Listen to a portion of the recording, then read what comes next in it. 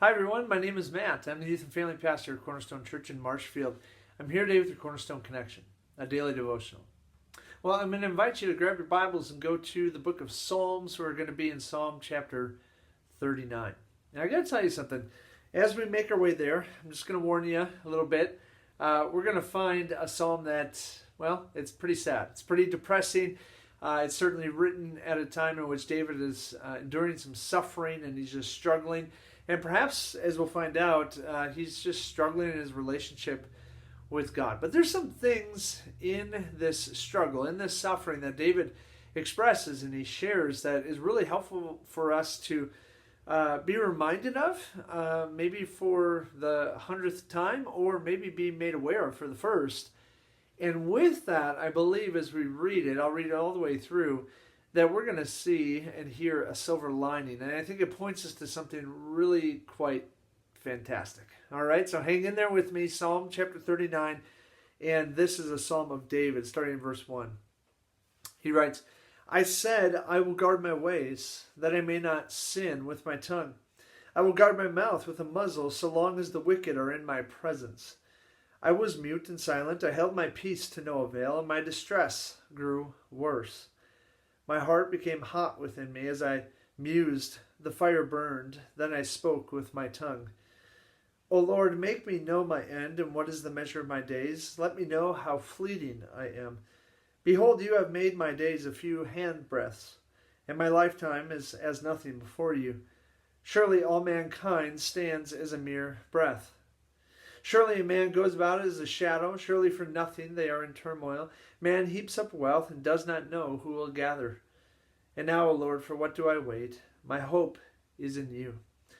Deliver me from all my transgressions. Do not make me the scorn of the fool. I am mute. I do not open my mouth, for it is you who have done it. Remove your stroke from me.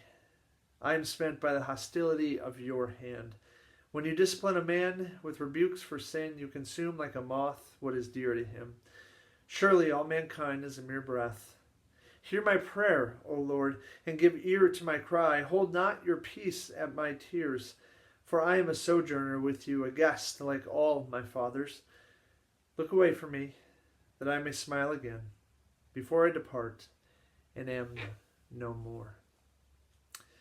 So there's a lot written in this psalm, a lot of emotion, a lot of feeling, a lot of thoughts and considerations that David is having as he writes this, and it is quite obvious that he is enduring some sort of suffering, and maybe that suffering is brought on by others. Perhaps that suffering is in result to some of the sin that he is asking to be delivered from. And weaved in the midst of this psalm, we see that David talks about how man's days, and man himself, and women, of course, is included in that. They're like a breath, meaning they come and they go quite quickly. I often think of having a bottle of water with a spray nozzle on it, and in fact, when I was at a concert this past Sunday, it was so hot. So there was a lady in front of me, and she had one of these, and she was just cooling off her kids with it every so often at the concert. And as she would press on that spray nozzle and on that trigger, I could see that mist, but it was only for a mere second or two, and it was gone. And so David is making it clear he's in a very difficult place, and he also acknowledges that he's but a mere breath. He's but a mere mist, and he's here, but he's going to be gone in no time. And I think, from what I read, it really points us to something quite significant. And here's what I find so significant. The fact that David acknowledges that we as human beings, when you look at eternity from the beginning to eternity to the end, when we look at that and we consider that, man, we really don't matter all that much. We're just a very small piece in the timeline of life. And the fact that, though that is the case, this great God who created us and created all things, created all people, and created time itself, still chooses to care about us. He still chooses and desires for us to come to him in the midst of our suffering, in the midst of the struggles like David is going through here in Psalm chapter 39.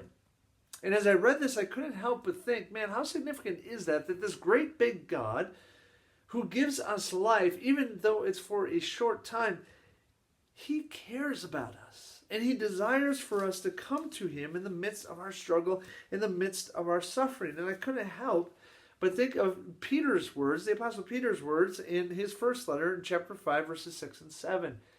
When he teaches God's people, he says, do this. He says, humble yourselves, therefore, under the mighty hand of God. Isn't that what we see David doing? Humble yourselves, therefore, under the mighty hand of God, so that at the proper time he may exalt you. Verse 7, casting all of your anxieties, not some, not half, not a tenth, casting all of your anxieties on him. Why? Because he cares for you.